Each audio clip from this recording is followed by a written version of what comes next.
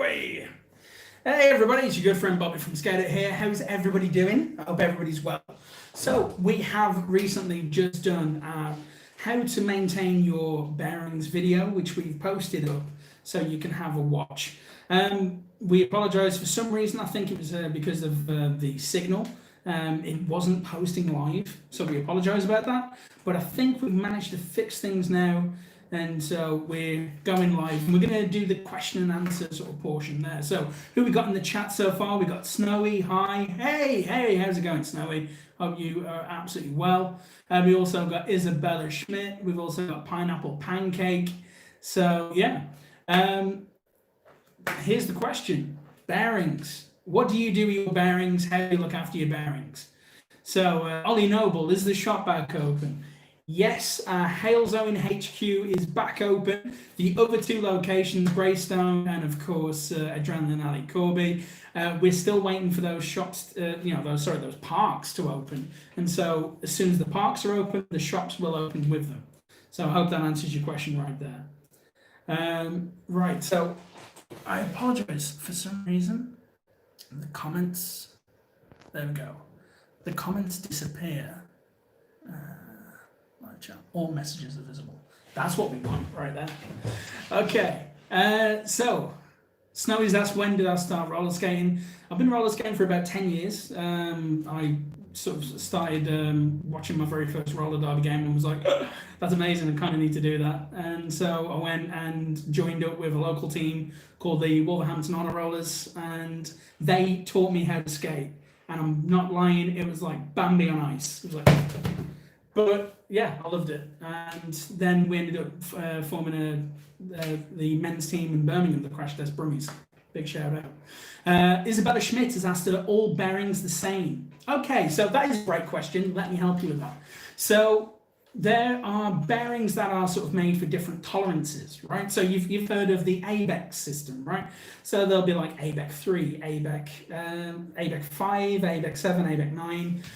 What does that mean? In terms of using them as a bearing, it just literally means sort of like what tolerance they can take in regards to industry, because they're sort of made to be able to, sort of complete so many revolutions, so many rotations before they pop. So in terms of like skating on them, you could be a medium husky person just like myself and still really not be able to sort of put enough pressure on it just from riding on it to cause it to sort of degrade. If anything, sort of jumping stair sets and stuff like that, a bearing will only take so much. So yeah, I hope that sort of helps with the ABEC system. Don't take that to heart. That literally just means what the quality of the bearing is in an industrial sense. Now you've also got skate rated bearings, which is an independent system which is sort of cleared for skating. But again, when it comes to that, obviously if you're doing lots of stair sets and jumps and stuff like that, a bearing will only have like so much in terms of tolerance and it'll pop. There you go. Okay, that was a really great question. I think we've got a few more on there. Do we recommend Rio skates? I like Rio skates because in terms of their budget, they're quite a price-friendly skate. They have got nylon plates on them, which for beginner and sort of recreational skating is great because they're not heavy, like a metal plate will be. And like they've majority of their models I've seen they've got sort of metal hangers on the plate as well. So yeah, really nice turning action on them. And the boot quality is really, really comfortable, really, really plush in terms of padding. And hey, the majority of them are vegan friendly, so because they're made of pleather. So hey, I'm all for that. I hope that answers that question for you. These questions keep disappearing. They need to stay on the screen so I can answer all of your wonderful questions. Sharky Gaming has asked, do I enjoy working at Skatehut? I absolutely adore working at Skatehut. I enjoy working with the people that I work with. We've got a huge sort of knowledge level and background to all of our staff, and getting to chat and work with them all day is amazing. It's a privilege and an honor, and I don't know why they put up with me, I swear, but yeah, we all have a lot of fun. We've all got different sort of backgrounds, in terms of what we do. So there's scooter riders who work here, there's skateboarders who work here, there's longboarders who work here, there's me who roller skates and a few others. So we all just have a nice sort of mashup and get to chat and everything. So it's good. Plus, let me give you an example. Today, I got to take pictures of the brand new Funko from The Mandalorian, the Baby Yoda, the child. So yeah, I like my job. It's really, really fun. Okay, there's some more questions. Here we go. If you ride with a Rio and you put your top of your foot on the concrete and ride, will it give it a defect? The top of your foot. So you're talking like if you drag your toe? Yeah. Yes. To answer that question, obviously, that's the same with pretty much any boot on the market, because that material that the upper of the boot is made of, it's not going to handle being dragged on concrete. So when it comes to your stops, what I would recommend fully is I would recommend either sort of like getting your T-stop. So, you know, take your one foot and keep it pointed forward, and your other foot and sort of like putting it, crossways at the back of it, and that'll give you a stop using your wheels as opposed to the material of your boot. Otherwise, learn hockey stops. They're so much fun, and you know that's a really, really good way to do it. Right, okay. So, who's your favorite park rider? Ooh, great question. Ooh, I like that. Okay, so last year we were at Greystones for the day, and we had the pleasure of like hanging out with some amazing riders. And our Willie turned up, and okay, so our Willie's got this style where it doesn't matter if anybody's watching him or if anybody's not watching him. He just goes for it, and he literally just picked up a hand injury, but he was still sort of absolutely rocking it out, and just he was so much fun to watch. Like very much, you know, kind of fangirl a little bit, not gonna lie. Right, that was a great question. Other people, Charles Padell from Blunt, and Charles Padell like absolutely just killed it in the bowl that day. He was amazing. Just shout out to the Blunt guys, they were awesome. Who else we got? Okay, so Sharky Gaming just said that I recently bought an Envy Prodigy Series 8 and he absolutely adores it. They're really good, aren't they? Like, you know, a really nice model. I love the colorways that they came out with this year. I can't wait to sort of see what like the next launch will bring out. So, you know, obviously we're sort of post-COVID, and it's going to be interesting to sort of see like what the rest of the calendar looks like in regards to releases. But it'd be awesome to see like some new releases and see what they can come out with. Here we go. So, Pineapple Pancake has asked a question which has literally just come up on my screen here. Is it possible to clean grip tape on a skateboard? Yes, I believe Grizzly actually sell, and we've had it on our website quite a few times, a grip tape cleaner, which is kind of like a, you know, I didn't know what it was made out of, and then we got one out of the packet. It's kind of like a sort of a rubber sort of block. And you use that, and it sort of like picks up all the dirt and sort of like, you know, cleans off the grip tape. But let's be honest, it does a decent job and it'll do the job. But, you know, when your grip tape starts to get absolutely manky, it's just time to sort of like, you know, get a new sheet basically. But yeah, there are things out there on the market that do a decent enough job. I hope that helps. Right, what else we got? Ewan, question mark, what's your favourite show, movie that I've been watching during lockdown? Again, that's a really good question. That's such a good question. I want to give you a great answer. But I'm going to be honest. I rewatched the entirety of The Office because that's just a good show. Currently rewatching all of Parks and Rec. Rick and Morty season 4 has obviously been like amazing. I can't wait to be back in the office with the rest of the guys because we pretty much quote that on a daily. Films, whatever's been on Now TV, whatever's been on Netflix, and whatever's been on Prime. I've got all 3, so I've been rinsing them for everything that they've got. The only thing that I haven't got yet is Disney Plus, which I'd like to get because it's got The Mandalorian on there. So I will end up getting that at some point. All right. There you go. All right. These questions keep disappearing off the screen. I want to make sure that you all get an answer. So let's see. Oh, there we go. Hanker, can you clean bearings? Yes, you can. And we've shown you exactly how to do it in our video that we've just posted. In fact, I'll tell you what, let me sort of like show you. I'm not going to go back through it again because you've got that all in the video. But let me kind of show you a little bit of what you got going on here. So obviously here is the shop's bones bearing cleaner unit. Now this is 10 years old, so when you buy a new one, they're white. But yeah, this is the shop one that we've been using for like since day dot. And you can, hang on, let me hold that up there. That's what comes off your bearings when you clean them. How manky is that? Ooh. So that's why you should clean your bearings right there. That is like the best reason. And obviously this bearing cleaner unit, it holds up to 8 bearings. You can get double ones for roller skaters, and they're really, really good because like roller skaters have got 16 bearings that they've got to do at once. So otherwise you've got to do it twice with one of these. So if you're a roller skater, there's companies out there like Slick Q Bearings. Big shout out to Ugo Boss from Manchester. But I really like this because obviously you've got this wing nut right here and spacers, which you put between your bearings, and then it holds it really nicely. You put your solution in your bones cleaner unit, and then you give it a little irritation. And what I use as a cleaning solution is I use a citrus degreaser.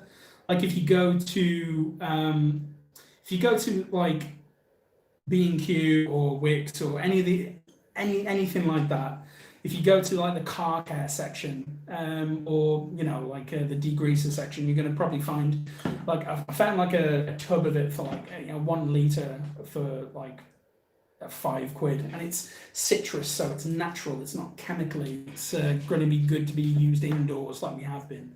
Otherwise, you can get like the chemical ones, but you need to make sure that you're in a ventilated space.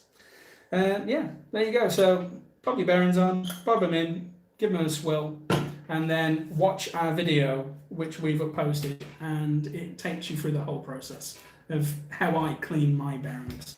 There are other methods. I'll say mine's the best. All right, what other questions we got? Come on. I don't like the way that, there we go. Is there any way to stop your scooter bars from flexing and clicking? From flexing and clicking. I would say that when it comes to the clicking of bars, I mean, the bars themselves should click. There's nothing there that really should click. So it sounds to me more like it should be something to do with your headset, maybe.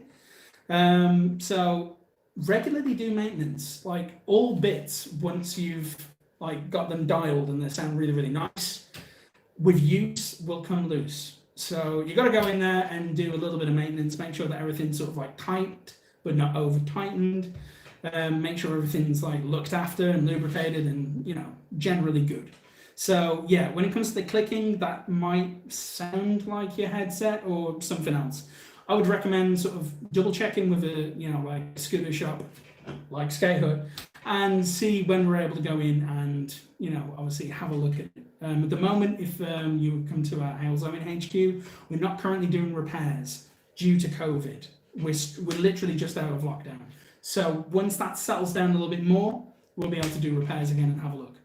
With the bars flexing, depends on the material, depends on the bars. I mean, basically, with use and, hey, let's be real. I know how you scooter riders throw around your gear, like you've just completed a trick. Yeah! All that kind of stuff is then going to end up like wearing down your bars. So that's, yeah. Look after your scooter. Stop throwing it around. I hope that answers the question. All right. There was a question and it's wow, why do all the questions keep disappearing? I want to answer all your questions. Come on.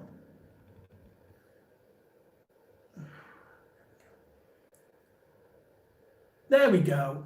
MZ has got an awesome question saying, how often should you replace your bearings? Great question. Okay, so what I would say is look after your bearings and you won't need to replace them as often. But put it like this. We sell bearings from £4.95 for a set. So if they're that cheap, then when you start to hear them sort of like really badly hissing, like, you know, a little bit of audible noise is okay. Like this is one of the bearings that's not been cleaned. All right, can you hear that? That tells me that that bearing is now starting to rub on something in there. So, you know, over time that's just going to get drier and it's going to rub and it's going to maybe possibly damage or deform the actual bearing. So that's something that you want to avoid. Now, the one that I've cleaned, oh wow, you can't hear that. That is super, super silent because I've cleaned it. So yeah, to answer your question, if you maintain and look after a bearing, there's no reason it shouldn't last until the bearing itself fails, okay? Otherwise, if it comes to just like getting a set of bearings and you want to replace them, maybe kick them out like, say, like every year. Start like, turn your year into a season. That's how we used to do it in roller derby. So every year is a new season. You know, you get so many seasons in. I'm a veteran now. So yeah, turn your year into a season and replace them every season and start fresh, like every year. MT, thanks. How much damage? Oh, questions keep disappearing on me. Come on, come back. There we go. How much damage does skating through puddles cause? Now, that is a great question, and that is something that I can tell you right now. It causes a lot of damage, mainly because if you go through a puddle and water and droplets and moisture gets into your bearings, or, you know, even then, like, gets into your scooter or gets into, you know, your headset if you're on a scooter, or gets into your board, and, you know, manages to get into, like, you know, the scratches underneath your board and sort of like soaks that up, it's just a bad time. So whilst I've got friends who will regularly go skating, like, and that's on roller skates and that's on a board in the rain, what they'll do afterwards is they will completely dismantle all of their gear and then completely dry it out, like maybe using something like a heat gun or, you know, like a air pressure can to make sure that all the water droplets are like completely away from the metal, because once that's come into contact with water and it's left, that's when, you know, oxidation happens and that's when you're going to have a bad time. Other than that, yeah, crack on with it. ClickZ says, how's Corona? I don't think anybody's having a great time with Corona. Like, seriously, like, everybody's being kind and looking after each other, but it's not been a good time. And for everybody that's like had, you know, COVID-19, or for people that have lost people, you know, you've got my deepest sympathies, and you know, everybody here at Skatehut is like thinking of you. Just carry on looking after each other, carry on being kind and showing patience. Now more than ever, because there's companies that are coming out of COVID right now and they need support. You know, that's like your parks, that's like, you know, companies that just, they're now having to try and make sure that their businesses are socially distanced and like, you know, are COVID proof to help, you know, get people back in. So just take that little bit of time, just be kind and, you know, be patient. Everything's going to be okay. All right. Questions keep disappearing, and there's some really good questions. Isha Ahmed, notice me, Bobby. I notice you. I see you. How you doing? Sharky Gaming, what tricks can you do? Oh, mate.